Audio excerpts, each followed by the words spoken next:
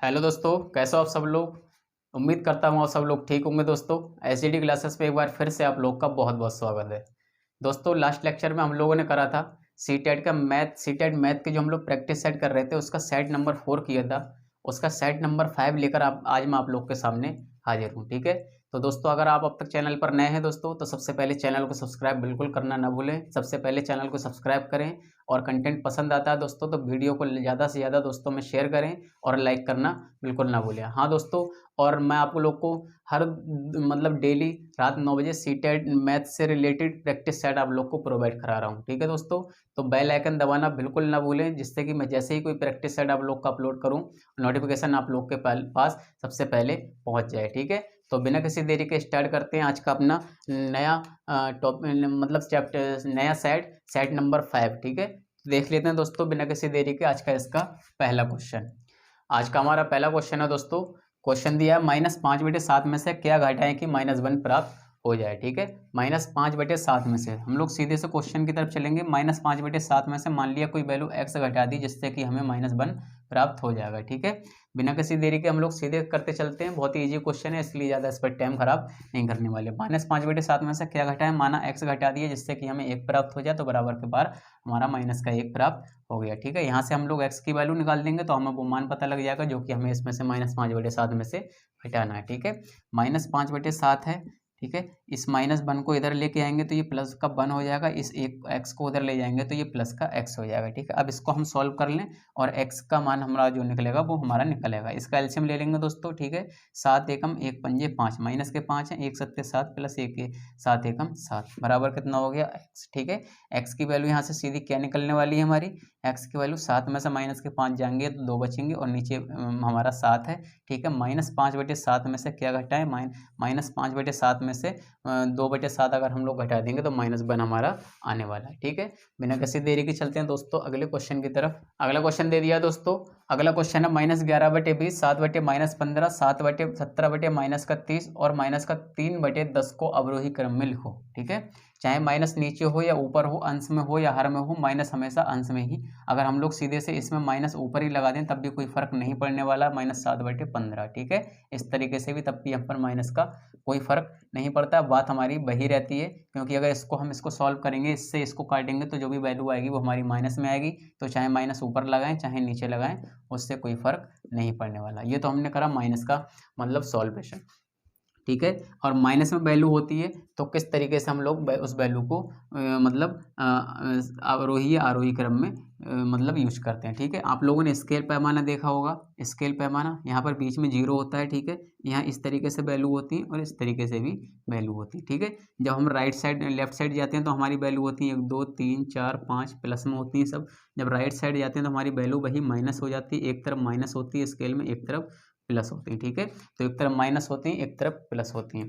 कहने का मतलब ये है कि माइनस में जब कोई वैल्यू होगी हमारी, ठीक है, ये हमारा आरोही क्रम है। ठीक है, सबसे छोटी वैल्यू फिर उससे छोटी फिर उससे छोटी फिर उससे छोटी फिर उससे छोटी फिर उससे छोटी। ठीक है, ये हमारा अवरोही क्रम है। सबसे बड़ी वैल्यू -1 है, उससे छोटी -2 होगी, उससे छोटी, ये हमारा होता है अवरोही क्रम। ठीक है, ये हमारा अवरोही क्रम होता है। और ये वैल्यू जो होती है हमारी इधर से इधर के लिए ये हमारा होता है मतलब इस साइड से इस साइड। जब वैल्यू इधर से इधर जाएगी तो ये अवरोही क्रम होगा और ये इस साइड से जब इस साइड जाएगी, वेक्टर का निशान लगा दिया मैंने, तो ये हमारा आरोही क्रम होगा। ठीक है, इस तरीके से, क्योंकि आरोही क्रम छोटे से लेकर बड़े तक जा रहा है, आरोही क्रम होगा। उल्टे तरफ जाएंगे तो अवरोही क्रम होगा। यहाँ पर छोटा क्या होगा, जितनी बड़ी वैल्यू माइनस में होगी वो उतनी ही छोटी होगी। ठीक है, जितनी बड़ी वैल्यू होगी छोटी की अपेक्षा माइनस में वो उतनी ही छोटी होगी और जितनी छोटी वैल्यू माइनस में होगी वो इसकी अपेक्षा उतनी ही बड़ी होगी। ठीक है, अगर हमारे पास माइनस के 2 रुपये हैं, ठीक है, तो हमारे पास माइनस का लॉस हुआ 2 का।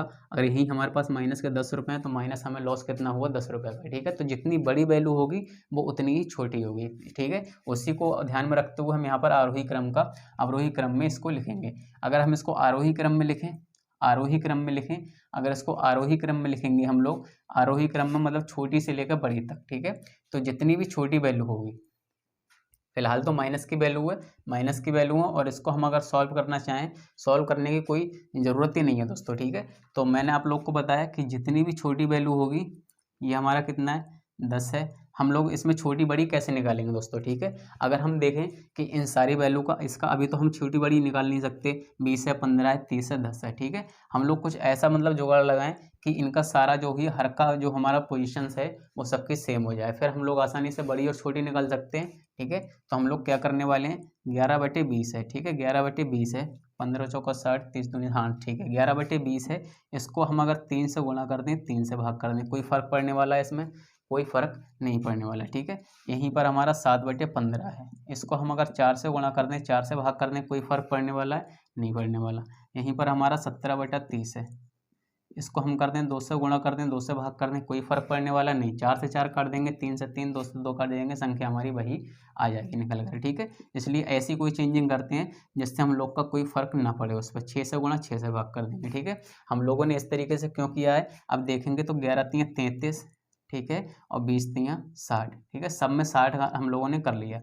हाँ, 11×3 = 33 हो गया, 20×3 = 60 हो गया, 7 चौक 28 हो गया ऊपर, और नीचे हो गया 15 चौके 60, ठीक है। ऐसे हम सीधे से नहीं बता सकते बड़ा छोटा क्या है, जब तक उसके हर हम लोग को इक्वल नहीं अंश मतलब हर हमारे इक्वल नहीं होंगे। 17 दूनी 34 और 30 दूनी 60, ठीक है, 6×3 = 18 और 10×6 = 60, ठीक है।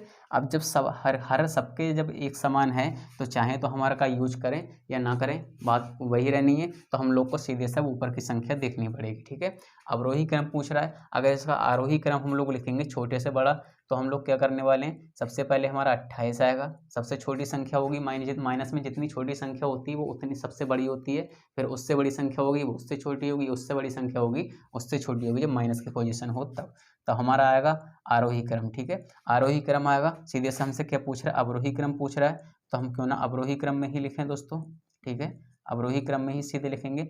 अवरोही क्रम में क्या होगा, जो सबसे छोटी संख्या होगी वो अवरोही क्रम में, ठीक है, जो सबसे बड़ी संख्या होगी वहां से हम लोग लेकर चलेंगे, और जो सबसे छोटी संख्या होगी वहां तक हम लोग पहुंचेंगे, ठीक है। तो यहाँ पर हमारी सबसे बड़ी संख्या क्या होने वाली है, अवरोही क्रम में सबसे बड़ी संख्या होने वाली है -18/60, ठीक है, 18/60।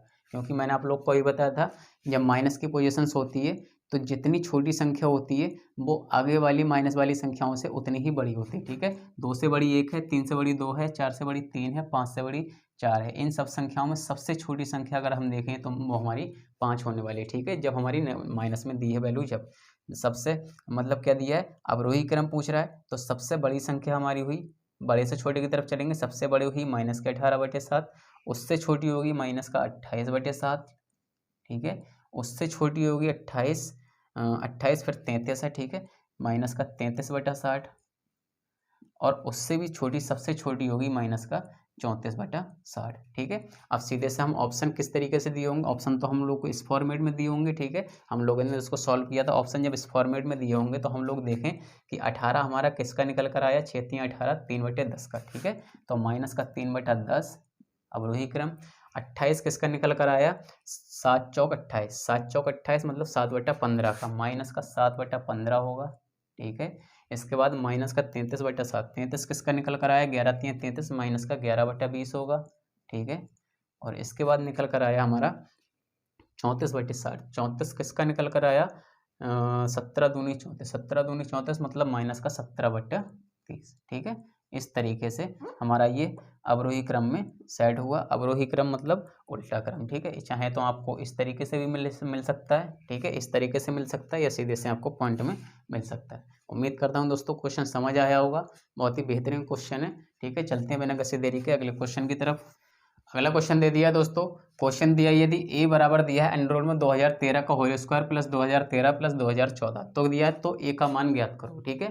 हम लोग ए का मान ज्ञात करने के लिए क्या करेंगे, या तो करें हम 2013 और 2013 का स्क्वायर निकाल लें, 2 बार गुणा करने के बाद में फिर इसमें ये जोड़ लें, फिर उसका वर्गमूल करें, ठीक है। लेकिन अगर हम थोड़ी सी इसमें थोड़ा सा लॉजिक लगाएंगे, तो थोड़ा सा ध्यान देंगे इस क्वेश्चन पर, तो हम लोग इसको कैसे सॉल्व करने वाले हैं, ठीक है। इसको सॉल्व करने वाले हैं, इसका स्क्वायर हम लोग सबसे पहले इधर हटा दें, रूट हटाते हैं तो दूसरी तरफ स्क्वायर चढ़ जाता है, हम लोग को थोड़ी सी राहत मिलने वाली इससे, ठीक है। कैसे, 2013 का स्क्वायर है, ठीक है, 2013 का यहाँ पर स्क्वायर हो गया। अब यहाँ पर हमारा क्या दिया है, 2013 आगे भी हमें दे दिया है। इस 2014 को अगर हम तोड़ें तो 2013 प्लस का 1 इस तरीके से तोड़ सकते हैं, ठीक है। बात तो वही हुई, 2014 हुए, ठीक है, 2014 हुए। अब इसको हम लोग क्या करने वाले हैं, 2013 का स्क्वायर आ गया। इसको हम लोग क्या लिख सकते हैं, 2013 का 2 गुणा 2013 लिख सकते हैं दोस्तों, ठीक है। चाहे हम लोग 2 + 2 लिख लें तब भी हमारा 4 आने वाला है, चाहे 2 गुणा 2 लिख लें तब भी हमारा 4 आने वाला है, चाहे तो 3 + 3 लिख लें तब भी हमारा 6 आने वाला है, चाहे तो 3 + 2 लिख लें तब भी हमारा 6 आने वाला है, ठीक है। यही तो होता है। चाहे 5 + 5 लिख लें हम तब भी हमारा 10 आने वाला है, चाहे 5 गुणा 2 कर लें, मतलब 5 को 2 बार कर लें तब भी हमारा 10 आने वाला है। कहने का मतलब ये है कि 2 2 4 होते हैं और 2 को 2 बार गुणा कर दिया तब भी 4 आएंगे। 3 और 3 6 होती हैं और 3 को 2 बार गुणा कर दिया जब भी हमारा 6 आएगा। ये भी एक एडिशन ही होता है। 5 और 5 10 होते हैं, 5 को जब 2 से गुणा कर देंगे, 5 और 5 2 बार हैं तो 5 को सीधे हम 2 से गुणा कर देंगे तब भी तो हमारा 10 आएगा।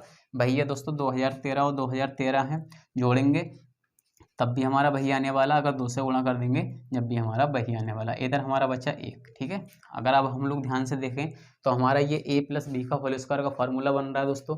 कैसे बन रहा है, a² + का b², एक की जगह पर अगर हम कोई भी एक पर हम कोई भी वैल्यू लगा दें, चाहे 1 पावर लगाएं, चाहे 2 लगाएं, चाहे 3 लगाएं या 4 लगाएं, उसका मान वही रहता है। तो इसकी पावर अगर 2 लगा दें हम लोग, कोई फर्क पड़ने वाला है नहीं पड़ने वाला है, ठीक है। तो 2013 a², ठीक है, एक ही जगह पर हमारा आ गया 2013, ठीक है, a² + b² की जगह पर हमारा 1 है तो a + b का होल स्क्वायर का ये फार्मूला बन जाएगा। कैसे बनेगा, जैसे कि 2013 a² + b² + 2ab a², ठीक है, प्लस b² की जगह पर 1, ठीक है, प्लस 2ab 2 गुणा, ठीक है, प्रथम पद है 2013 और द्वितीय पद है 1, ठीक है। तो इस 1 से तो कोई फर्क पड़ने वाला नहीं, तो हमारा वही आ जाएगा 2013 का स्क्वायर प्लस 1 2 गुणा 2013। तो हम लोगों ने इसको सीधे से समेट के लिख दिया 2013 + 1 का होल स्क्वायर, ठीक है। इसलिए हम लोगों ने उसको तोड़ा था। तो यहाँ हमारा क्या चल रहा है, इधर a², इधर भी चल रहा है हमारा a²। तो a² बराबर कितना हो जाएगा हमारा 2013 और 1 2014 जोड़कर इसका स्क्वायर, ठीक है। बराबर के दोनों साइड हैं, स्क्वायर दोनों तरफ है तो स्क्वायर से स्क्वायर कट जाएगा। तो एक ही वैल्यू हम लोग सीधे से निकाल लेंगे 2014, ठीक है।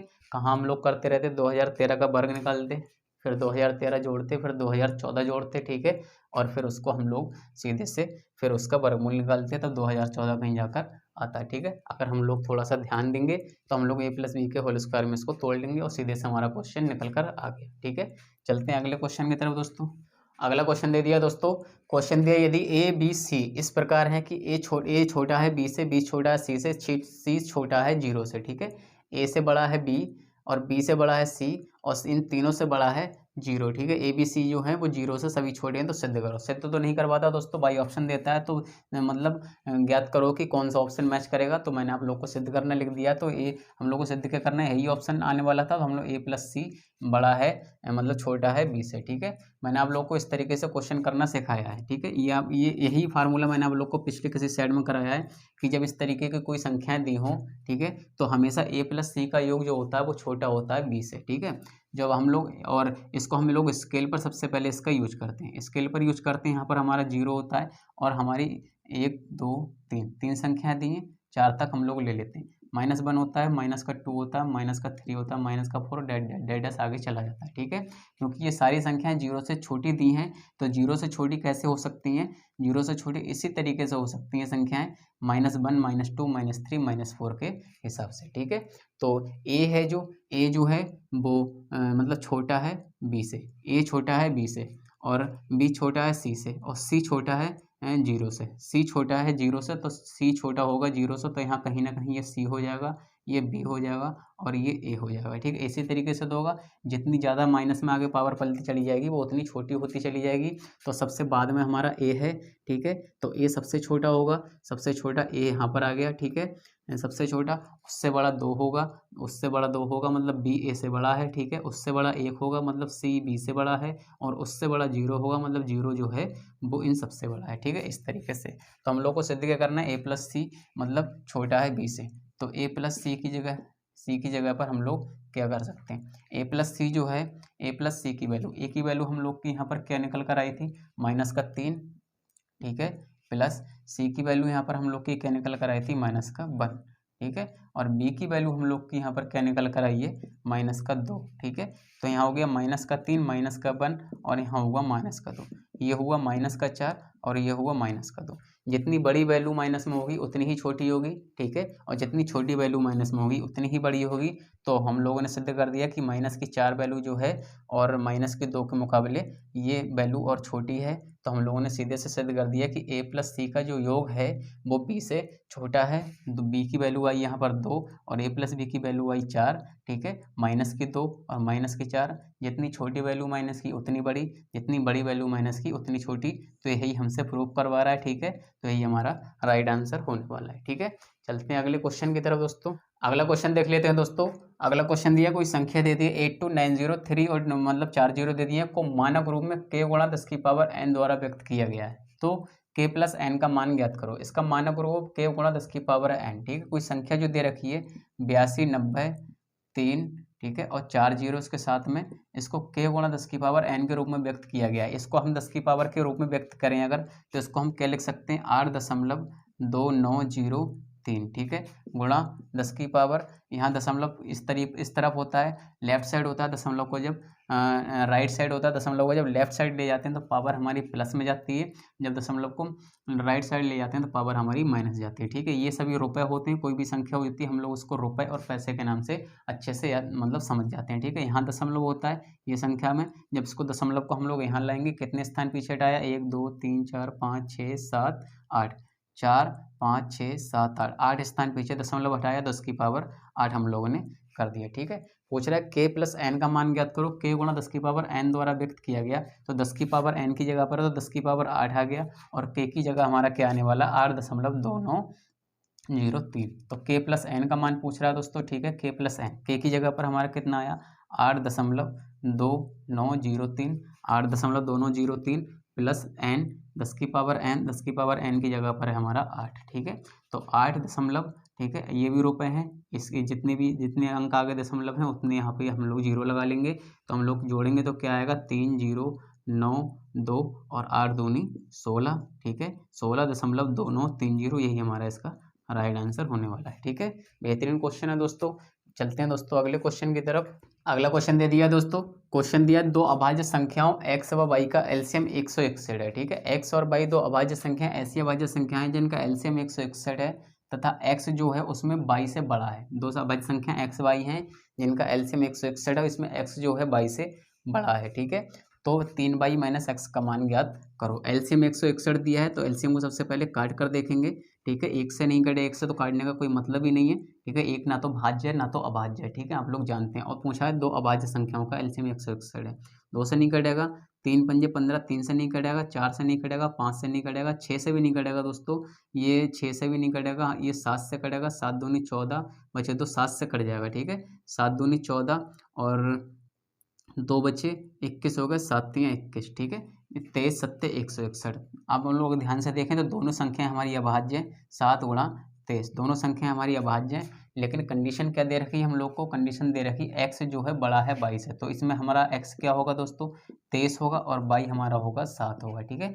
दोनों अभाज्य संख्या है जिनका एलसीएम, जब कोई संख्या कटना बंद कर देती तो सीधे से उनकी गुणा कर देते हैं। इनका एलसीएम 23 7 161 होगा, ठीक है। 23 बड़ी संख्या है, 7 छोटी है, लेकिन यहाँ दी है x बड़ी है y छोटी है, तो x का मान 23, y का मान 7, ठीक है। सीधे से इसको इक्वेशन में रख देंगे, 3y - x, 3 गुणा y की पावर है, y की वैल्यू है 7 और माइनस x की वैल्यू है 23, ठीक है। 7 3 21 माइनस का 23, 21 माइनस का 23, माइनस के 23 में से 21 जाएंगे तो माइनस का 2 बचेगा, जो कि हमारा राइट आंसर है, ठीक है। बहुत ही बेहतरीन क्वेश्चन, अभाज्य संख्याएं पूछी हैं। सबसे पहले उसको काट कर देखेंगे, काट कर देखा तो हमने अभाज्य संख्या 7 भी अभाज्य और 23 भी अभाज्य। कंडीशन दे रखी x बड़ा है 22 से, तो जो बड़ी संख्या होगी उसको x मान लेंगे, छोटी संख्या होगी उसे y मान लेंगे। सीधे से इक्वेशन में रख दिया, माइनस का 2 आंसर आया, ठीक है। चलते हैं अगले क्वेश्चन की तरफ दोस्तों।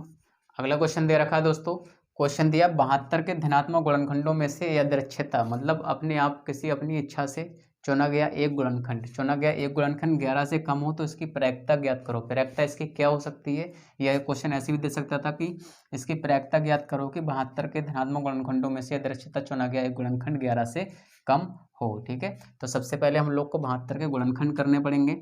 72 के गुणनखंड निकालने के लिए हम लोग को क्या करना पड़ेगा दोस्तों, 72 को हम लोग सबसे पहले काट कर देखेंगे। सबसे पहले काटेंगे 2 से, 2 3 6, 2 6 12, 36 दूनी 72, 2 18 दूनी 36। ठीक है, 2 से फिर काटेंगे 9 दूनी 18। ठीक है, और फिर काटेंगे 3 से, 3 3 9, फिर काटेंगे 3 से। हम लोग को इससे एक सॉल्यूशन मिल गया, एक मतलब हम लोग को एक मतलब ये मिल गया कि ये 72 जो है किस किस से कट सकता है। ठीक है, तो 72 हमारा कटेगा 1 से कटेगा, 2 से कटेगा, 3 से कटेगा, 9 से कटेगा, 18 से, 36 से, 12 से और सारे बहुत सारे नंबरों से कटने वाला है। ठीक है, 1 गुणा 72। ठीक है, 72 हो गया, 1 से कट गया, और 2 से भी कटेगा, 2 गुणा 36। ठीक है, 3 से भी कटेगा, 18 3 54। ठीक है, 3 से कैसे कटेगा, 3 1 दूनी 6, और 3 दूनी 6, बचा 1, 3 चौक 12, 26,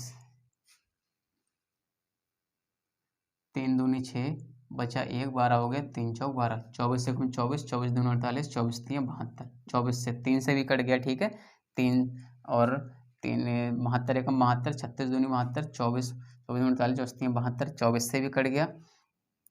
तो और हमारा किससे कट सकता है, अगर 4 से कटेगा तो 4 4 एकम 4, बचे 3 32, 4 अट्ठू 32, 18 चौक 72। ठीक है, 4 इंटू 18, 18 3 54, 18 चौक 72। 4 से कट गया, 5 से कटेगा नहीं, 6 से कटेगा, 6 से कटेगा तो 6 एकम 6, 6 दूनी 12, 12 छंग 72, 6 से कट जाएगा 6 12, 12 छंग 72। अब किससे कटेगा, 7 से तो कटने वाला है नहीं, 8 से, 8 नेम 72, 8 से भी कट जाएगा दोस्तों। ठीक है, 8 नेम 72, 8 से कट जाएगा, 9 से, 9 से कट जाएगा, वही बात आएगी, 9 अट्ठे 72, 10 से 11 12, 12 छंग 72, 12 छंग 72, 12 से कहीं काटा दोस्तों, 12 छंग 72 काट चुके हैं, 13 14 14 15 16 17 18, 18 से हम लोग काट चुके हैं, 19 20। अब सीधे से हम लोग उसके काटेंगे 36 दूनी 72, और एक 72 एकम 72, वो तो हम लोग सीधे पहले कर चुके हैं। ठीक है, अब देखें इसके गुणनखंड कितने आए। इसके गुणनखंड आए, सबसे पहले आया 1 2, ठीक है, फिर आया 3, फिर आया 4, फिर आया 6, फिर आया 8, फिर आया हमारा 36। ठीक है, फिर आया हमारा 36। 8 तक तो हमारे सीधे आ गए, क्योंकि 8 तक सीधे आ गए। फिर आया हमारा 36 आया, एक यहाँ पर से आया हमारा 36 आया, एक आया 24, एक आया 18, एक आया 12, एक आया 9, और एक आया स्वयं 72। ठीक है, कितने गुणनखंड आए, 1 2 3 4 5 6 7 8 9 10 11 12। ठीक है, टोटल गुणनखंड, इसके गुणनखंडों की संख्या कितनी आई, टोटल 12। ठीक है, सबसे पहले हम लोग को इसके गुणनखंडों की संख्या ज्ञात करनी पड़ेगी, वो हमारी आई 12। ठीक है, तभी हम लोग प्रायिकता निकाल सकते हैं। ठीक है, सबसे पहले गुणनखंडों की संख्या हमारी आई 12, और हम इसको सीधे से अब सीक्वेंस में लगाएंगे। ठीक है, गुणनखंडों की संख्या जो 12 है, इसको सीधे से हम ऑर्डर में लगाएंगे। 4 4 के बाद में 6 6 के बाद में 8 8 के बाद में कितना आएगा, 9 9 के बाद में कितना आएगा, 1 2 3 4 6, 1 2 3 4 6 8 9, 8 आ गया, 9 आ गया। 9 के बाद में कितना आया, 12 12 के बाद में 18 18 के बाद में 24 24 के बाद में 36 36 के बाद में 72। ठीक है, हम लोग सब क्या पूछ रहा है कि चुना गया एक गुणनखंड 11 से कम हो। ठीक है, ऐसी प्रायिकता ज्ञात करो कि चुना गया जो गुणनखंड हो वो 11 से कम हो। ठीक है, तो 11 से कम होगा तो कितने गुणनखंड हो, 11 से कम, 12 यहाँ पर आया हमारा, 12 से कम होगा हमारा, 11 से कम हो। ठीक है, 12 से पीछे की तरफ चलेंगे, 11 से कम तो हमारा 9 भी आ रहा है। ठीक है, तो कहीं ना कहीं यहाँ पर हमारा 10 और 11 होंगे। ठीक है, 11 से कम पूछा है लेकिन 10 हमारा दिया नहीं, 11 से कम होगा तो कितने पीछे कितने खंड बचे हमारे, 1 2 3 4 5 6 7। ठीक है, 11 से कम होने की प्रायिकता 7 खंड होंगे, और टोटल खंड हमारे कितने हैं, 12, यही हमारी इसकी प्रायिकता आने वाली। ठीक है, बहुत ध्यान से क्वेश्चन को करना दोस्तों। 72 के ऐसे धनात्मक गुणनखंडों में से दृश्यता चुना गया गुणनखंड ज्ञात कीजिए जिसकी प्रायिकता 11 से कम हो। ठीक है, सबसे पहले हम उसके गुणनखंड निकालेंगे। गुणनखंड निकालने के लिए क्या करते हैं, 72 1 से भी कट जाएगा, 2 से, 3 से, 4 से, 6 से, इतने सबसे कट जाएगा, तो टोटल गुणनखंड हमारे आए 12। ठीक है, इसको हम लोग सीधे सीक्वेंस में लगा लिया। अब क्या दे रहा है, टोटल गुणनखंड है 12। ठीक है, प्रायिकता निकालने के लिए टोटल संख्या पता होती है हमें, वो रखते हैं हम नीचे। ठीक है, और क्या पूछा है कि इसकी प्रायिकता ज्ञात करो, इसमें गुणनखंड जो है 11 से कम हो। तो 11 से कम कितने गुणनखंड हैं? 1 2 3 4 5 6 7, ठीक है, 7 गुणनखंड कम है 11 से और टोटल गुणनखंड है 12, तो यही इसकी प्रायिकता होने वाली है, ठीक है। चलते हैं बिना किसी देरी के अगले क्वेश्चन की तरफ। अगला क्वेश्चन दिया दोस्तों, क्यूब रूट दिया दोस्तों, ठीक है, हमारा क्यूब दिया है, क्यूब रूट में दिया दोस्तों 500 है और क्यूब रूट में दिया हमारा 16 है। कम मान ज्ञात करो, ठीक है, 16 का मान ज्ञात करो। 500 को अगर हम तोड़ेंगे दोस्तों, 500 को किस तरीके से तोड़ सकते हैं दोस्तों? अगर हम 500 को तोड़ें तो हमारा कितना हो जाएगा? 125 गुणा 4 हो जाएगा। 125 दूनी 250, 250 दूनी 500, ठीक है दोस्तों, 125 गुणा 4 हो जाएगा। 16 को तोड़ेंगे तो कितना हो जाएगा? 2 दूनी 4, 4 और 2 दूनी 4 दूनी 8, ठीक है, 2 दूनी 4 दूनी 8, 8 दूनी 16 हो जाएगा, ठीक है, 8 दूनी हमारा 16 होने वाला है, ठीक है। हम लोग को लॉजिक मिल गया कि हम लोग को इसमें करना क्या है।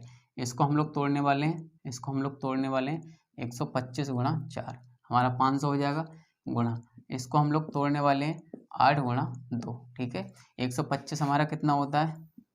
5 का क्यूब होता है 125 गुणा 4, ठीक है। यहाँ हमारा क्या होता है? 2 का क्यूब होता है 3, 2 का क्यूब होता है 8 गुणा 2, 2 दूनी 4 दूनी 8, यहाँ से 5 बाहर निकल जाएगा, अंदर क्यूब में कितना बचने वाला है? 4, ठीक है। यहाँ से कितना निकल जाएगा? 2 बाहर निकल जाएगा, अंदर क्यूब में कितना बचने वाला है? 2, ठीक है। यहाँ से हम लोग देखेंगे, इधर क्यूब रूट में 4 है, इधर क्यूब रूट में 2 है, तो अंदर क्यूब रूट की बाहर की गुणा कर लेंगे, 5 दूनी 10, 5 दूनी 10 हो गया दोस्तों, ठीक है। अंदर हमारा क्या बचने वाला है? अंदर हमारा बचा 4 दूनी 8। अब ये 8 भी हमारा बाहर निकल जाएगा, 2 की पावर 3 होती है, ठीक है। 8 हमारा बाहर कैसे निकलेगा? गुणा क्यूब रूट होता है, ये होता है 2 की पावर 3, इस 3 से ये क्यूब रूट पूरा कट जाएगा, तो 10 है, गुणा बाहर 2 निकल जाएगा, तो ये कितना आ गया हमारा? 20, जो कि हमारा राइट आंसर है, ठीक है। बहुत इजी क्वेश्चन है दोस्तों, ठीक है। तो अब चलते हैं सीधे अगले क्वेश्चन की तरफ। अगला क्वेश्चन देख लेते हैं दोस्तों। क्वेश्चन काफी लेंथी है, लेकिन क्वेश्चन को ध्यान से देखेंगे फिर करेंगे, ठीक है। 3 अंकों वाली संख्या है, इसमें सैकड़े का अंक जो है इकाई अंक से 7 बड़ा है। इस संख्या के अंकों को पलटने पर जो संख्या प्राप्त होती है उसे वास्तविक 3 अंकों वाली संख्या से घटाया जाता है, तो प्राप्त संख्या का इकाई का अंक ज्ञात करो, ठीक है। सबसे पहले क्वेश्चन को ध्यान पूर्वक पढ़ेंगे। 3 अंकों वाली कोई संख्या है, संख्या में सैकड़े का जो अंक है इकाई अंक से 7 बड़ा है, ठीक है, इकाई अंक से 7 बड़ा है, ठीक है। तो सबसे पहले मान लेंगे माना इकाई अंक, ठीक है, माना इकाई अंक, ठीक है। सबसे पहले हम लोग मान लेंगे इकाई अंक। इकाई अंक अगर हम 1 मान लें, ठीक है, 1 मान लें, 0 मान लें, 2 मान लें, 3 मान लें, 7 मान लें, उससे कोई फर्क नहीं पड़ने वाला। केवल हम लोग को सैकड़े का अंक जब मानेंगे तो उस पर ध्यान देना पड़ेगा, ठीक है।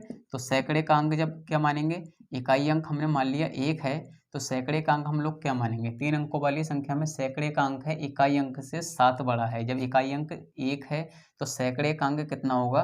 8 होगा, ठीक है। इकाई अंक जब 1 है और सैकड़े का अंक उससे 7 बड़ा है, 7 बड़ा होगा तो ये 8 हो जाएगा, ठीक है। क्वेश्चन हम लोग से कह रहा है, अब पूछ रहा है तो इस संख्या के अंकों को पलटने पर जो संख्या प्राप्त होती है, और क्या दिया? 3 अंकों वाली कोई संख्या है, सैकड़े का अंक अगर 8 है, ठीक है, इकाई अंक 1 है, तो बीच में कोई 0 होगा तभी तो 3 अंकों वाली संख्या बनी होगी, ठीक है। 3 अंकों वाली संख्या बनी तभी तो हमारी 3 अंकों वाली संख्या ये बनी है, क्योंकि 3 अंकों वाली संख्या में सैकड़े का अंक इकाई अंक से 7 बड़ा है। इकाई अंक माना 1 है, तो सैकड़े का अंक हमारा 8 हो गया। सैकड़े का अंक हमारा इकाई था, सैकड़ा, सैकड़े का अंक 8 है, इकाई का अंक 1 है, तो 3 अंकों की संख्या है, तो बीच में कुछ ना कुछ होगा तभी तो 3 अंकों की ये संख्या बनी, ठीक है, 3 अंकों की संख्या बनी। अब क्वेश्चन क्या कह रहा है? इस संख्या के अंकों को पलटने पर जो संख्या प्राप्त होती है, इस संख्या के अंकों को पलटेंगे जब, ठीक है, ये हमारी पलटने पर प्राप्त हुई, ठीक है, पलटने पर हम लोग को ये संख्या प्राप्त हुई। 801 है, 108 हो गया, पलटने पर प्राप्त होती है, उसे वास्तविक 3 अंकों वाली संख्या में से घटाया जाता है। उसे वास्तविक जो 801 है उसमें से हम लोग घटा देंगे, ठीक है। तो प्राप्त संख्या का इकाई अंक पूछ रहा है, ज्ञात करो, तो वही हम लोग क्या करने वाले हैं, सीधे से वास्तविक संख्या तो हमारी 801 हो गई, उसको स्थान मतलब अंकों के क्रम पलटने पर उसको वास्तविक संख्या से घटाया, तो 801 में से 108 को हम लोग घटा देंगे। 11 में से 8 जाएंगे, 3 बचेंगे, यहाँ बचे 9, 9 का 0 9 बचेगा, यहाँ बचा 7, 7 में से 1 गया 6, 693 बचे। अब पूछ रहा है तो प्राप्त संख्या का इकाई का अंक ज्ञात करो, तो इकाई का अंक इसमें आया हमारा 3, यही हमारा राइट आंसर है। तो हम लोग सीधे से लिख देंगे इकाई का अंक हमारा क्या आने वाला है दोस्तों? 3, जो कि हमारा राइट आंसर है, ठीक है। बहुत ही बेहतरीन क्वेश्चन है। लैंग्वेज पर ना जाएं दोस्तों, क्वेश्चन लैंग्वेज बड़ी दे देता है लेकिन क्वेश्चन में आखिर में कुछ नहीं होता। चलते हैं दोस्तों अगले क्वेश्चन की तरफ। अगला क्वेश्चन दे दिया दोस्तों, क्वेश्चन दिया ए के पास बी से 20% अधिक तथा सी के पास बी से 20% कम धन है तो ए के पास सी से कितने प्रतिशत अधिक धन है। ठीक है, पहली कंडीशन क्या दे रखी है, ए के पास बी से 20% अधिक है तो बी के सबसे पहले हम लोग को बी का पता होना चाहिए। बी के पास अगर 100% है तो ए के पास कितना होगा, बी से 20% अधिक है तो उसका हो गया 120। ठीक है, अब दिया सी के पास बी से हमारा 20% कम है तो सी और बी का कंपैरिजन देखेंगे। सी के पास कितना, बी से 20% कम है तो यहाँ पर 100 है तो यहाँ पर 80 हो जाएगा। बी के पास 100 है तो सी के पास 20% कम है तो 80 रह गया। ठीक है, अब पूछ रहा है तो ए के पास सी से कितने प्रतिशत अधिक धन है। ए के पास सी से कितने प्रतिशत अधिक है तो ए और सी में देखेंगे। ए के पास सी से कितना अधिक है, 40 अधिक है। ठीक है, 40 अधिक है, सी से कितना अधिक है। ठीक है, सी के मतलब ए के पास सी से कितना अधिक है, यहाँ से हम लोग देखेंगे सी के पास 80 है और ए के पास 120 है। कितना अधिक है, 40 अधिक है। ठीक है, कितने पर, 80 पर 40 अधिक है और परसेंट के लिए गुणा 100 लगा देंगे। ठीक है, आप लोग आप ये ना देखें कि ए के पास बी से कितना अधिक है, इसको अलग कंडीशन में अगर हम लोग देख लें, ठीक है, तो हम लोग इस तरीके से भी कर सकते हैं। सी के पास 80 है और ए के पास 120 है। ठीक है, एक के बाद 120 है, 80 से 120 तक जाने के लिए 40 का प्रॉफिट हुआ, कितने पर हुआ, 80 पर हुआ और प्रतिशत के लिए गुणा 100। ठीक है, इस तरीके से हम लोगों ने वही किया। 40 से कम 40, 40 दूनी 80, 2 से काट देंगे 50, तो ए के पास जो है सी से 50% धन अधिक है। ठीक है, यही हमारा राइट आंसर होने वाला है। ठीक है दोस्तों, बेहतरीन क्वेश्चन है। चलते हैं अगले क्वेश्चन की तरफ। अगला क्वेश्चन देख लेते हैं दोस्तों। क्वेश्चन दिया, रानी की आयु 22 वर्ष है तथा हामिद से x वर्ष बड़ी है। ठीक है, रानी जो है हामिद से x वर्ष बड़ी है और उसकी खुद की आयु जो है वो 22 वर्ष है। 15 वर्ष पहले की बात हो रही है दोस्तों। 15 वर्ष पहले हामिद की आयु थी, रानी की आयु की 1/4 थी। तो निम्न में से कौन सा कथन सत्य है। 4 ऑप्शन दे दिए, निम्न में से कौन सा कथन सत्य है। ठीक है, क्वेश्चन के अकॉर्डिंग देखेंगे, रानी की आयु कितनी है, 22 वर्ष है, जो कि हामिद से x वर्ष बड़ी है। ठीक है, तो रानी की हो गई आयु कितनी हुई हमारी, x वर्ष, तो हामिद की आयु कितनी हो जाएगी, हामिद की आयु, जब रानी जो है x वर्ष आयु और हामिद से 22 वर्ष बड़ी है। रानी की आयु कितनी है, सॉरी, रानी की आयु यहाँ पर दी है 22 वर्ष। ठीक है, रानी की आयु दे रखी है 22 वर्ष और हामिद से कितनी है, x वर्ष बड़ी है। ठीक है, तो हामिद से x वर्ष बड़ी है तो उसकी आयु 22 वर्ष है। तो हामिद की आयु निकालने के लिए हम लोग को क्या करना पड़ेगा, 22 में से रानी की आयु में से अगर हामिद की आयु घटा दें, ठीक है, तो सीधे से निकल आएगा, वही निकल आएगा। रानी की आयु जो है 22 वर्ष है और हामिद से x वर्ष बड़ी है। ठीक है, हामिद से x वर्ष बड़ी है तो हम लोग को हामिद की आयु निकालने के लिए क्या करना पड़ेगा, रानी की जो टोटल आयु है उसमें से हामिद की आयु जो मतलब जो टोटल आयु है रानी की, उसमें से जो हामिद की आयु हामिद से x वर्ष बड़ी है, हामिद से वो जितनी बड़ी है उस आयु को घटा दें तो 22 की हामिद की आयु निकल आएगी। ठीक है, जैसे कि रानी की कोई आयु 45 वर्ष कोई आयु है लेकिन वो हामिद से 10 वर्ष बड़ी है। ठीक है, 10 वर्ष बड़ी है तो हामिद की आयु निकालने के लिए हम लोग को क्या करना पड़ेगा, टोटल जो रानी की आयु में से 10 वर्ष घटा देंगे तो हम लोग को हामिद की आयु पता लग जाएगी। भाई हम लोगों ने यहाँ किया है। ठीक है, तो अब देख लेते हैं क्वेश्चन क्या कह रहा है कि 15 वर्ष पहले इनकी जो आयु थी, 15 वर्ष पहले, अब हम लोग यहाँ से निकालेंगे 15 वर्ष पहले की बात हो रही है तो 15 वर्ष पहले, 15 वर्ष पहले जाने के लिए हम लोग क्या करेंगे, रानी की आयु 15 वर्ष पहले की बात हो रही है तो 15 घटा देंगे। ठीक है, और यहाँ पर कितना दिया है, इक्वल टू हामिद की आयु 22 माइनस x निकाला था हमने, इसमें से भी हम 15 वर्ष पहले की बात करने वाले हैं। 15 वर्ष पहले की बात हो गई। हामिद की आयु जो है रानी की आयु की 1/4 थी, रानी की आयु ये है, इसकी 1/4 थी हामिद की आयु। ठीक है, हम लोग को ये करना, यही हम लोग से करवाना वो चाह रहा है। ठीक है, 15 वर्ष पहले ये रानी की आयु है, ठीक है, ये है हामिद की आयु। ठीक है, चाहे तो हम रानी बटा हामिद करके 1/4 लगा दें तब भी हम लोग का वही आने वाला है। तो 15 वर्ष पहले जो है रानी की आयु जो है 1/4 थी हामिद की आयु की, हामिद की आयु जो थी रानी की आयु की 1/4 थी, हामिद की आयु जो थी रानी की आयु की 1/4 थी। तो ये हमारा यहाँ से कितना आया, 22 माइनस 15/4। ठीक है, और इसको हम सॉल्व कर लेंगे, माइनस खोल देंगे, 22 माइनस x माइनस का 15 आने वाला है। ठीक है, यहाँ से हम लोग इसको सॉल्व कर दें, क्रॉस मल्टीप्लिकेशन कर देंगे इसका हम लोग। ठीक है, हम लोग को सिचुएशन पूछी है कि इनमें से कौन सी मतलब इक्वेशन हमारी सही होने वाली है। तो सबसे पहले हम इसको 4 को क्रॉस मल्टीप्लिकेशन करके हटाएंगे। जब 1 की 22 से करेंगे तो 22 माइनस 15 तो हमारा वैसे ही आने वाला है, ठीक है। इसकी जब मल्टीप्लिकेशन करेंगे तो 4y minus 4x, 4y minus का 4x, 4 से 22 की करेंगे 4y माइनस का 4x और माइनस का 15 चौके 60, ठीक है। 4 और 15 60। ये 4y हैं, हम लोग को x और y एक तरफ करने हैं, इसी फॉर्मेट में हम लोग को करवा रहा है। y है हमारा यहाँ पर, ठीक है। इस y को हम लोग उधर ले जाएं और 60 को हम लोग इधर ले आएँ। 4y माइनस का इधर उधर ले जाएंगे, माइनस का y हो जाएगा, तो माइनस का 4x तो हमारा पहले से है, माइनस का 15 है, 60 इधर आएंगे तो प्लस के 60 हो जाएंगे, ठीक है। हम लोग इसको इधर लिख लें तो 4y में से एक y जाएगा, हमारा बचेगा 3y माइनस का 4x और 60 में से 15 आ जाएगा तो हमारा बचेगा 45, ठीक है। कोई ऑप्शन मैच कर रहा है क्या? 3y माइनस 4x बराबर 45, ऑप्शन पहला ही हम लोग का मैच कर रहा है। तो ऑप्शन हमारा जो कि है ए ऑप्शन, क्योंकि हमारा राइट आंसर होने वाले है, ये हमसे पूछ रहा है, ठीक है। चलते हैं दोस्तों अगले क्वेश्चन की तरफ। अगला क्वेश्चन देख लेते हैं दोस्तों। क्वेश्चन दिया है 20 वस्तुओं का क्रय मूल्य जो है x वस्तुओं के विक्रय मूल्य के बराबर है, यदि लाभ 25% हो तो x का मान ज्ञात करो। इस क्वेश्चन में आप लोग को वैसे लाभ परसेंट हानि परसेंट निकलवाता है, इस क्वेश्चन में आप लोग को लाभ दे रखा है, ठीक है। 25% है तो x का मान यहाँ पर निकलवा रहा है। क्वेश्चन के अकॉर्डिंग चलेंगे। 20 वस्तुओं का CP क्रय मूल्य बराबर है x वस्तुओं के सेलिंग प्राइस मतलब SP के बराबर है, ठीक है। CP अपॉन SP करेंगे, ठीक है। CP अपॉन SP करेंगे तो x बचेगा, यहाँ पर अपन नीचे हमारा आएगा 20, ठीक है। तो जो जिसके सामने अनुपात है वो वैल्यू उसकी होती है। CP हो गया हमारा x और SP हो गया हमारा 20, ठीक है। तो CP हमारा हो गया x और SP हो गया हमारा 20, ठीक है। अब आप लोग क्वेश्चन के अकॉर्डिंग देखें कि विक्रय मूल्य के बराबर है, यदि लाभ 25% हो तो x का मान ज्ञात करो, ठीक है। लाभ 25% हो, लाभ कब हुआ होगा दोस्तों? जब वस्तु कम में खरीदी होगी और ज़्यादा में बेची होगी, ठीक है। जब वस्तु कम में खरीदी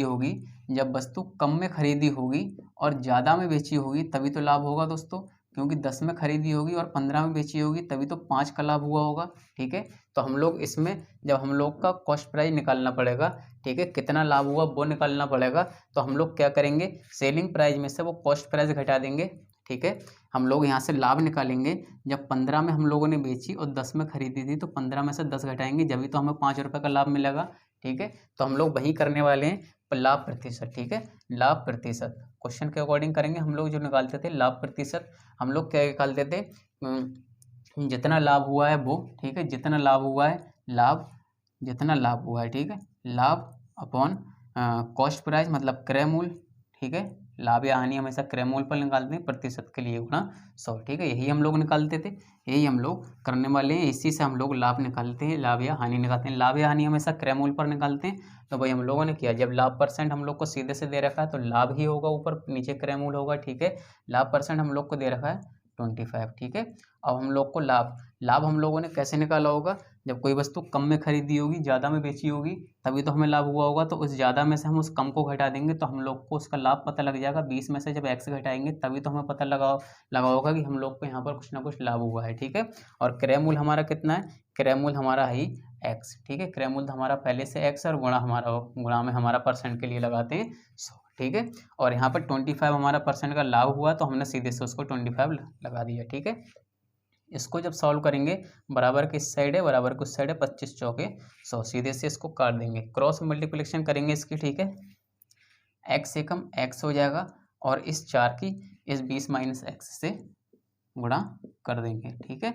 यहाँ पर हो जाएगा x इक्वल टू 20 चौक 80 माइनस का 4x, ठीक है। 4x से माइनस के इधर आएंगे तो x प्लस के 4x हो जाएंगे तो 5x हो जाएंगे, ये बराबर हो जाएंगे 80, 5x बराबर हो जाएंगे 80, 5 से काट देंगे 5 16, ठीक है। x की वैल्यू हमारी निकल कर आने वाली 16, जो कि हमारा राइट आंसर यही हमसे पूछ रहा है, ठीक है। आप लोग को बस थोड़ा सा ध्यान देने की चीज़ यही है यहाँ पर, क्योंकि यहाँ पर हम लोग को लाभ या हानि हम लोग जो निकालते हैं, कॉस्ट प्राइस हम लोग सीधे कर देते हैं, यहाँ 10 होता है यहाँ 20 होता, हम लोग कर देते 10 का था और 20 मतलब हम लोगों ने बेची तो हम लोग का कितने का लाभ हुआ, 10 का लाभ हुआ, कितने पर हुआ, 10 पर हुआ, ठीक है। और परसेंट के लिए गुणा 100, ठीक है। लेकिन यहाँ पर x दे रखा है तो हम लोग क्या करेंगे, टोटल जो हमारी जितने में बेची होगी उसमें से जो हमारा क्रय मूल्य जितना खरीदा होगा उसको घटाएंगे, जब भी तो लाभ मिलेगा, तो वही कंडीशन हम लोगों ने यहाँ पर यूज की है, ठीक है। तो चलते हैं दोस्तों अगले क्वेश्चन की तरफ। अगला क्वेश्चन देख लेते हैं दोस्तों।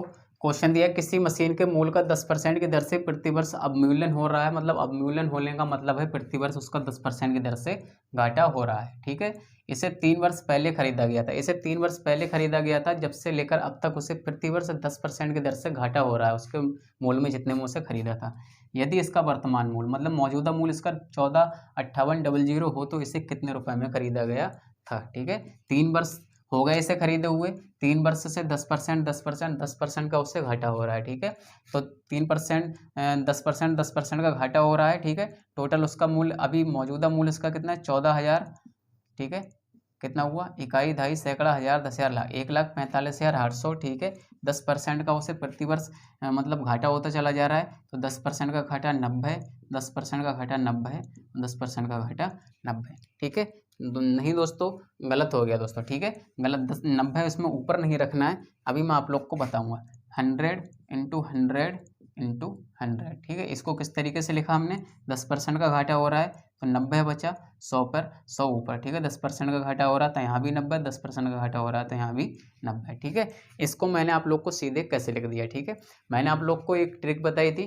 ठीक है, जब आप लोगों से पहले का पूछे तो 100 ऊपर लगाते हैं। ठीक है, जब आप लोगों से बाद का पूछे तो 100 नीचे लगाते हैं। ठीक है, और क्या पूछा, 10% की कमी है, 3 वर्ष के लिए पूछा तो 3 वर्ष के लिए हम लोगों ने लगा दिया।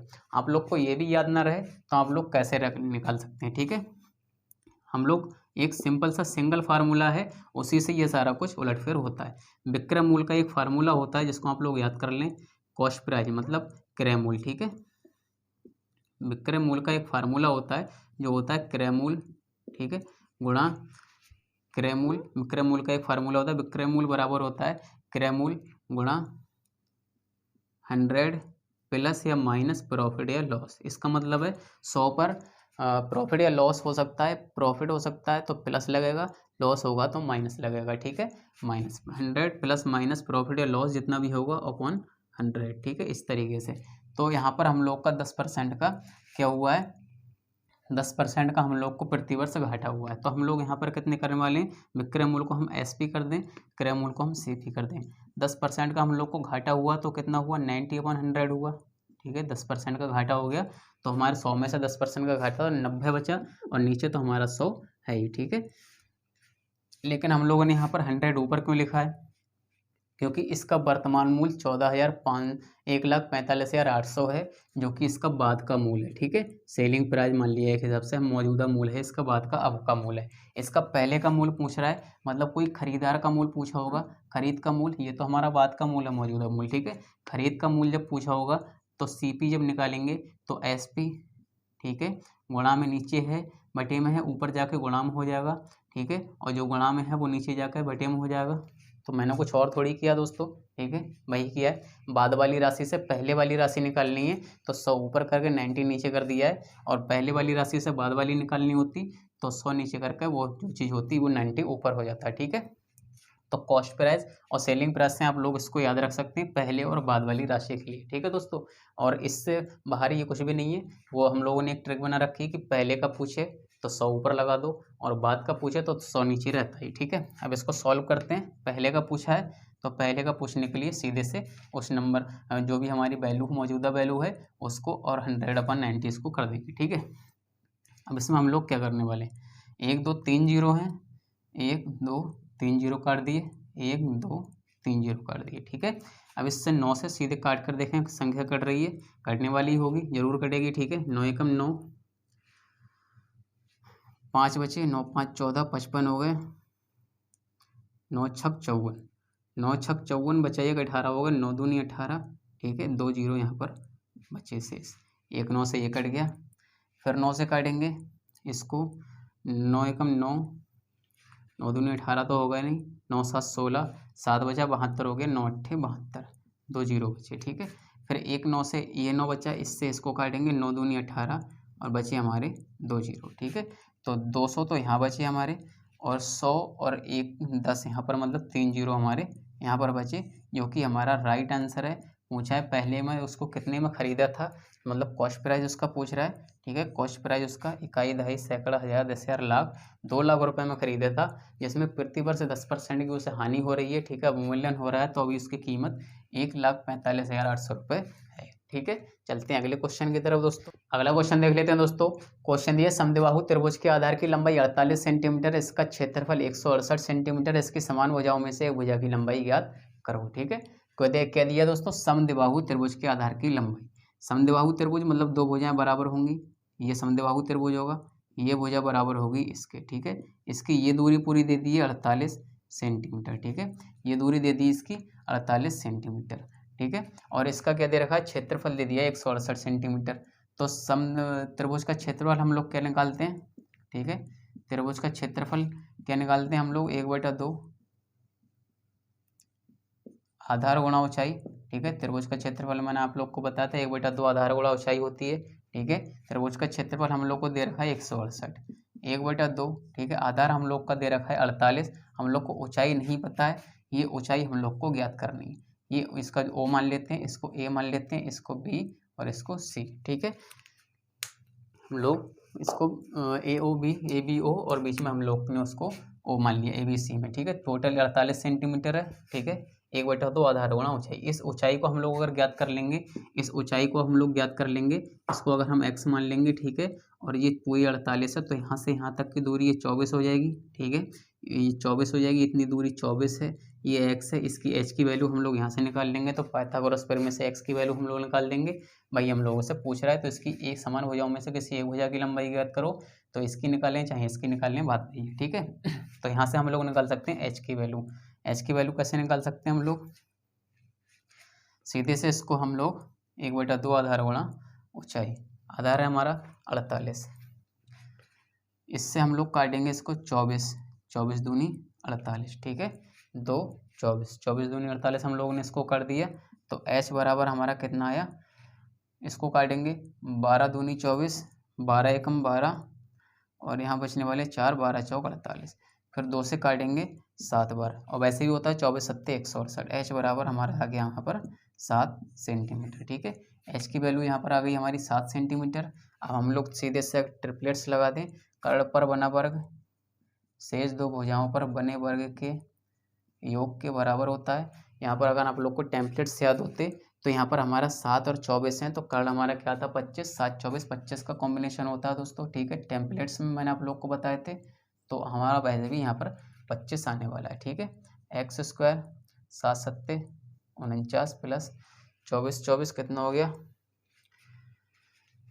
24 का 4 चौक 16, 16 के 6 कैरी 4 चौक 16 के 6 कैरी 1 और 2 चौक 8 दूनी 16, 1 17 के 7 कैरी 1, 2 दूनी 4, 1 5, 24 24 576, ठीक है। इसको जोड़ेंगे कितना हो जाएगा, 9 6 15 के 5 कैरी 1 7 4 11 1 12 2 कैरी 1 625, ठीक है। एक्स स्क्वायर 625 जो कि होता है एक्स स्क्वायर बराबर 625 होता है, 25 625 एक्स से एक्स स्क्वायर से स्क्वायर कट जाएगा, एक्स बराबर 25 सेंटीमीटर, ठीक है। तो ये वैल्यू हमारी आ गई यहाँ पर 25 सेंटीमीटर। जब ये 25 है तो ये भी 25 होगी, क्योंकि समद्विबाहु त्रिभुज है, ठीक है। चलते हैं दोस्तों अगले क्वेश्चन की तरफ, बहुत ही बेहतरीन क्वेश्चन था, ठीक है। अब देख लेते हैं अगला क्वेश्चन। अगला क्वेश्चन दे दिया दोस्तों, क्वेश्चन दिया है किसी वर्ग का क्षेत्रफल जो है वृत्त के क्षेत्रफल का 16/पाई है, ठीक है। 16/पाई है मतलब 16/पाई गुना है, तो वर्ग की भुजा दिए, तो वर्ग की भुजा तथा वृत्त के व्यास का अनुपात ज्ञात करो, ठीक है। तो वर्ग यहाँ पर की रह गया दोस्तों, तो वर्ग की भुजा तथा वृत्त के व्यास का अनुपात ज्ञात करो, ठीक है। किसी वर्ग का क्षेत्रफल वृत्त के क्षेत्रफल का 16/पाई है, तो वर्ग का क्षेत्रफल सबसे पहले हम लोग निकालेंगे, वर्ग का क्षेत्रफल, ठीक है।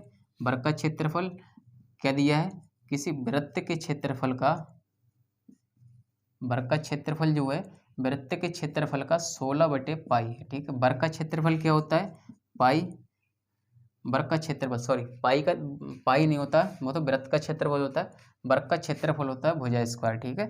मान लिया भुजा हमारी यहाँ पर हम लोग सबसे पहले लिख लें, भुजा मान लिया हमारी x है, ठीक है। तो वर्ग का क्षेत्रफल भुजा स्क्वायर बराबर वृत्त का क्षेत्रफल होता है पाई आर स्क्वायर, और कितना दिया 16/पाई, ठीक है। वृत्त के क्षेत्रफल का 16/पाई है, मतलब पाई गुना भी होना चाहिए यहाँ पर या वैसे भी हो, कोई फर्क नहीं है, ठीक है। पाई से हम लोग पाई काट देंगे यहाँ से, ठीक है। तो हम लोग क्या दिया है, यहाँ से हम लोग का क्या दे दिया है, भुजा स्क्वायर बराबर कितना हो गया, आर स्क्वायर इंटू 60। यहाँ से एक्स, जब यहाँ से एक्स का जब हटाएंगे भुजा तो हम लोग को निकालनी पड़ेगी, ठीक है। एक्स जब हम लोग यहाँ से हटाएंगे तो ये तो हमारा हो जाएगा आर स्क्वायर तो है ही, और ये 16 को हम लोग 4 का स्क्वायर लिख सकते हैं, ठीक है। तो ये दोनों बाहर निकल कर आ जाएंगे, तो एक्स बराबर हम लोग का 4r यहाँ से निकल कर आ गया, ठीक है। एक्स बराबर हमारा आ गया यहाँ से निकल कर 4r। 16 पाइए, 4 चौक 16, 4 बाहर निकल जाएगा, आर स्क्वायर आर भी बाहर निकल जाएगा। तो यहाँ से भुजा और त्रिज्या, भुजा और त्रिज्या का अनुपात कितना हो जाएगा, 4/1 हो जाएगा, ठीक है। जब त्रिज्या दी है हमारी 1, तो क्या यहाँ पर पूछा गया है कि वृत्त के व्यास का अनुपात, ठीक है। वर्ग की भुजा तथा वृत्त के व्यास का अनुपात, त्रिज्या बराबर होती है व्यास बटा 2, ठीक है। तो व्यास कितना हो जाएगा, 2 गुणा त्रिज्या, ठीक है। त्रिज्या हमारी दे रखी 1, तो 2 एकम 2, तो यहाँ से व्यास बटे भुजा और भुजा बटे व्यास, भुजा और व्यास का अनुपात पूछा है, भुजा और व्यास का अनुपात, तो भुजा दे रखी है 4, ठीक है। और व्यास हमारा निकल कर आएगा यहाँ पर हमारा 2, ठीक है। तो 2 से इसको काट देंगे, 2 दूनी 4, अनुपात आने वाला है 2:1, जो कि बिल्कुल एकदम राइट आंसर है, ठीक है। बहुत ही बेहतरीन क्वेश्चन है दोस्तों, थोड़ा सा घुमा हुआ है, ठीक है, उसको हम लोग सही से समझ लिया है। तो चलते हैं दोस्तों अगले क्वेश्चन की तरफ। अगला क्वेश्चन देख लेते हैं दोस्तों।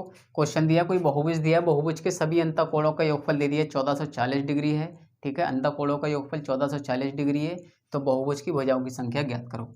सबसे पहले आप लोग को ये पता होना चाहिए कि कोणों की संख्या जो होती है, ठीक है, कोणों की संख्या जो होती है वही उसकी भुजाओं की संख्या होती है, ठीक है। कोणों की संख्या बराबर होती है भुजाओं की संख्या। बाई चांस अगर एक हम ये आपको ऐसा दे दे कि कोणों की संख्या देकर भुजाओं की संख्या पूछे, तो आप लोग को डिस्टर्ब नहीं होना है, ठीक है। इसके लिए मैंने आप लोग को एक सिंपल सा फार्मूला लिखवाया था कि भुजाओं की संख्या ज्ञात करने के लिए मैंने आप लोग को फार्मूला लिखवाया था 2n माइनस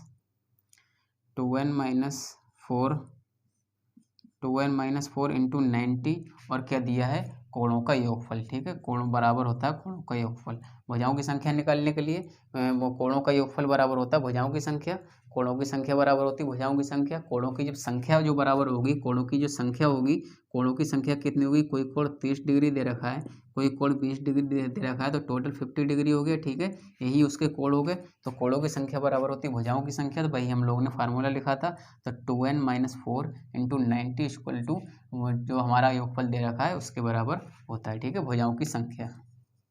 यहाँ पर आप लोग लिख लो भुजाओं की संख्या, ठीक है। भुजाओं की संख्या बराबर होता है 2n माइनस 4 इंटू 90 इंटू और वही जो भी दे रखा है कोणों का योगफल, ठीक है।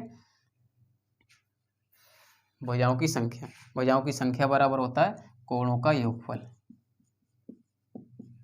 कोणों का योगफल, ठीक है। भुजाओं की संख्या के लिए मैंने आप लोग को फार्मूला लिखवाया था 2n माइनस 4 इंटू 90 बराबर दे दिया कोणों का योगफल, कोणों का योगफल दे रखा है 440। इसको हम लोग सॉल्व करने वाले हैं। यहाँ से इसको हम लोग कैसे सॉल्व करने वाले हैं दोस्तों, यहाँ से n की वैल्यू हम लोग को निकालनी है, ठीक है। सीधे से यहाँ ये गुणा में है, ये भी बराबर को दूसरी साइड है, 0 से 0 कट जाएगा, 9 से शायद ये कटने वाला होगा, 9 एकम 9, 9 एकम 9, 5 बचे 54 हो गए, 9 छक 54, ठीक है।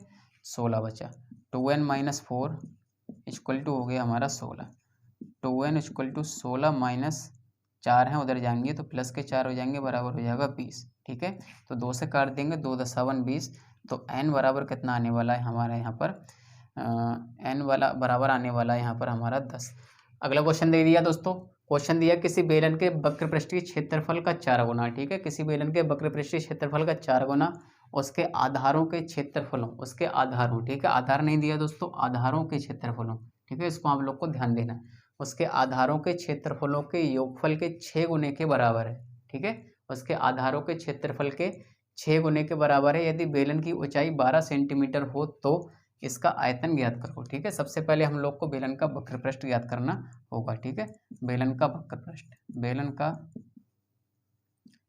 वक्रपृष्ठ, बेलन का वक्रपृष्ठ क्या होता है दोस्तों, बेलन का वक्रपृष्ठ होता है 2 pi R H, 2 pi R H, ठीक है। बेलन का वक्रपृष्ठ हुआ ये 2 पाई आर एच, ठीक है। ये हमारा हुआ बेलन का वक्रपृष्ठ 2 पाई आर एच। अब क्या दिया है, बेलन के वक्र पृष्ठ का क्षेत्रफल, ठीक है, 4 गुना है, वो तो बाद में देखेंगे। उसके आधारों के क्षेत्रफल, कोई बेलन होगा तो उसका आधार क्या होगा दोस्तों, राउंड अप होगा, ठीक है, तो वृत्त का क्षेत्रफल होगा, ठीक है। आधार का क्षेत्रफल जो होगा वो वृत्त के क्षेत्रफल के बराबर होगा। बेलन के जो आधार का क्षेत्रफल होगा, आधार का क्षेत्रफल जो होगा वो वृत्त के क्षेत्रफल के बराबर होगा। तो वृत्त का क्षेत्रफल होता है पाई आर स्क्वायर, ठीक है, पाई आर स्क्वायर होता है इसका आधार वृत्त का क्षेत्रफल, ठीक है, वही होता है उसका बेलन के आधार का क्षेत्रफल। अब क्या दिया है, अकॉर्डिंग टू क्वेश्चन क्या दिया, वक्र पृष्ठीय क्षेत्रफल का 4 गुना उसके आधारों के क्षेत्रफलों के योगफल के 6 गुने के बराबर है, ठीक है। तो बेलन इस तरीके का होगा दोस्तों, तो एक आधार ये होगा, एक आधार ये होगा, तो एक आधार और एक आधार मिलाकर कितने हो जाएंगे दोस्तों, 2 आधार हो जाएंगे के बराबर है, ठीक है। वक्र पृष्ठीय क्षेत्रफल का 4 गुना 2 पाई आर एच, इसका 4 गुना, ठीक है, उसके आधारों के क्षेत्रफलों के योगफल के 6 गुना। आधारों के क्षेत्रफल कितने हो जाएंगे, पाई आर स्क्वायर हो जाएगा प्लस पाई आर स्क्वायर हो जाएगा, उसका योगफल हो गया उसका कितना, 6 गुना के बराबर है, ठीक है। यही कहना चाह रहा है 6 गुने के बराबर है। अब इसको सॉल्व कर लेंगे दोस्तों, क्योंकि हमसे क्या पूछा है, बेलन की ऊंचाई दे रखी है, बेलन की ऊंचाई हम लोग को दे रखी है, वो लगा देंगे इसमें, और आयतन पूछा है, तो बेलन का आयतन हम लोग का क्या होता है, बेलन का आयतन होता है हमारा पाई आर स्क्वायर एच, ठीक है। एच की वैल्यू है पाई, हमें आर की वैल्यू हम लोग को निकालनी है, तो आर की वैल्यू हम लोग यहाँ से निकाल लेंगे, ठीक है। सारा कुछ गुणा में है, ये भी सारा कुछ गुणा में, ये गुणा में है और ये भी गुणा में है, तो यहाँ से कहीं ना कहीं हम लोग कुछ तो काट देंगे दोस्तों।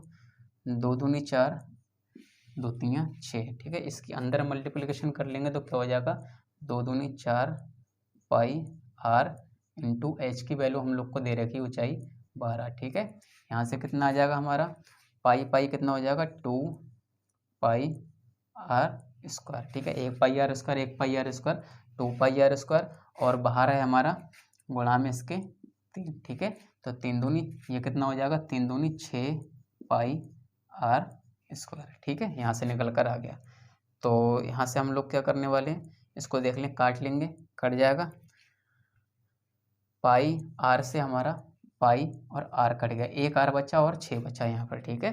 तो इस 6 को भी, चलो ठीक है, अभी यहाँ पर नहीं काटते, 12 चौक 48 बराबर हमारा कितना बचा, 6 आर, ठीक है। 6 से आप काट देंगे, 6 अट्ठे 48, तो आर की वैल्यू हमारी आ गई 8, तो आर हमारा आ गया 8 सेंटीमीटर, ठीक है, जो कि हमें चाहिए था, और आर की वैल्यू 8 सेंटीमीटर आ गई। बेलन के आयतन में हम लोग लगा देंगे, आयतन हमारा पाई, आर की वैल्यू है 8 इंटू 8 इंटू एच की वैल्यू हम लोग को दे रखी है 12, ठीक है, पाई 8 8 64 इंटू 12, ठीक है। इसके मल्टीप्लिकेशन 12 चौक 48, 12 छंग 72 और 4 76, ठीक है, 768 पाई बेलन का आयतन है, ठीक है। बेलन का आयतन ज्ञात करो, तो 768 पाई इसका आयतन हो गया, जो कि हमारा राइट आंसर है, ठीक है। बहुत ही बेहतरीन क्वेश्चन है दोस्तों। अब बिना किसी देरी के चलते हैं इसके अगले क्वेश्चन की तरफ। अगला क्वेश्चन देख लेते हैं दोस्तों। किसी त्रिभुज का एक कोण 130 डिग्री है तथा शेष 2 कोणों के समद्विभाजकों के बीच बने कोण की माप ज्ञात करो। शेष 2 कोण होंगे, कोई सबसे पहले तो हम लोग कोई त्रिभुज बना लेते हैं, ठीक है। कोई हम लोगों ने त्रिभुज बना लिया, इस तरीके का ये हमने त्रिभुज बना लिया, ठीक है। अब पूछ रहा है कोई एक कोण दे रखा है 130 डिग्री। सबसे पहले इसका नामकरण कर देते हैं, ABC हमने कोई त्रिभुज बनाया है, इसका एक कोण 130 डिग्री है तथा शेष 2 कोणों के समद्विभाजकों के बीच बने कोण, ठीक है। शेष 2 कोण, मान लिया एक कोण हमारा ये 130 डिग्री है, ठीक है। शेष 2 कोण, इसका समद्विभाजक मतलब इसके बीचों बीच, इसको जब आधा करेंगे तो इसके बीचों बीच का कोण, ठीक है। इन दोनों भुजाओं को जब करके आधा करेंगे चाप के हिसाब से, तो इनके बीचों बीच का कोण, ठीक है। ऐसे इन 2 भुजाओं को करेंगे तो इनके बीच का कोण, ये कोण शेष 2 भुजाओं के समद्विभाजकों, ठीक है। समद्विभाजक इसका ये है, इसको 2 भुजाओं में बांट रहा है, इसका समद्विभाजक ये होगा, इसको 2 भुजाओं में बांट रहा है, इसका कोई पूछ रहा है इसका कोण ज्ञात करो, ठीक है। ये कोण हमसे पूछ रहा है, तो कोण BAC हमारा 130 डिग्री है और पूछ रहा है कोण BOC की माप ज्ञात करो, ठीक है। तो इस तरीके के कोण के लिए मैंने आप लोग को एक प्रमेय कराई थी दोस्तों, ठीक है। उस प्रमेय का यूज इसमें हम लोग करने वाले हैं, ठीक है। कोण BOC पूछ रहा है, तो जब भी कोण BOC पूछेगा, ठीक है, जब भी कोण BOC पूछेगा तो हम लोग क्या करने वाले हैं दोस्तों, 90 प्लस, ठीक है, 90 प्लस आधा कर देंगे कोण AC, ठीक है। जो एक कोण है उसकी दो शेष कोण हैं, शेष भुजाओं पर बने जो कोण हैं समद्विभाजक, उसको आधा करना है। उसके लिए एक प्रमेय होती है दोस्तों, 90 प्लस 1/2 कोण, 90 प्लस 1/2 और कोण BAC मतलब जो कोण दिया है 130 डिग्री, ठीक है। इसको सॉल्व कर देंगे सीधे से, इसको काट देंगे, हमारा कितना हो जाएगा 2 छंग 12 बचा 1 2 पंजे 10 65 और 90 और 65 कितना हो गया 155 डिग्री, जो कि हमारा राइट आंसर है, ठीक है। इसको प्रमेय को सिद्ध करने की जरूरत नहीं, सीधे से आप लोग इस तरीके का जब भी क्वेश्चन दिया होगा ये आप लोग सीधे से याद रख लें। कोण BAC जब भी पूछेगा, बीच का कोण दिया होगा, एक कोण दिया है और उसको समद्विभाजकों द्वारा बना कोण पूछेगा, तो हम लोग सीधे से करेंगे 90 प्लस हाफ कोण BAC मतलब उस कोण का आधा कर देंगे, ठीक है। तो उम्मीद करता हूँ दोस्तों आज का सेशन आप लोग को समझ आया होगा दोस्तों, ठीक है। सेशन समझ आता है दोस्तों तो वीडियो को ज़्यादा से ज़्यादा दोस्तों में शेयर करना, ठीक है। और वीडियो को लाइक करना बिल्कुल ना भूलें, ठीक है। डेली मैं आप लोग को प्रैक्टिस सेट प्रोवाइड करा रहा हूँ सीटेट के अकॉर्डिंग मैथ के, ठीक है। और मैं आपको पेडागोजी भी आप लोग को करा रहा हूँ। बेल आइकन को प्रेस कर लें सबसे पहले, ठीक है, जिससे आप लोग को कोई भी वीडियो मैं अपलोड करूँ तो नोटिफिकेशन आपके पास सीधे से पहुँच जाए, ठीक है। तो मिलते हैं इसके नेक्स्ट लेक्चर में दोस्तों, ठीक है। और तो तब तक बने रहें चैनल के साथ और SGD क्लासेस को बिल्कुल सब्सक्राइब करना ना भूलें दोस्तों। सबसे पहले चैनल को सब्सक्राइब करें। और ये हमारा 5वां प्रैक्टिस सेट है, इससे पहले मैं 4 प्रैक्टिस सेट हम लोग को करा चुका हूँ, ठीक है, जो आप लोग को बहुत ही बेहतरीन तरीके से मैंने आप लोग को बिल्कुल बेसिक लेवल से समझाए हैं। सारे प्रैक्टिस सेट में जितने भी क्वेश्चन आते हैं हर टाइप के क्वेश्चन उसमें लिए गए, ठीक है। तो बने रहें चैनल के साथ, मिलते हैं इसके नेक्स्ट प्रैक्टिस सेट में, ठीक है। तब तक के लिए good bye and take care.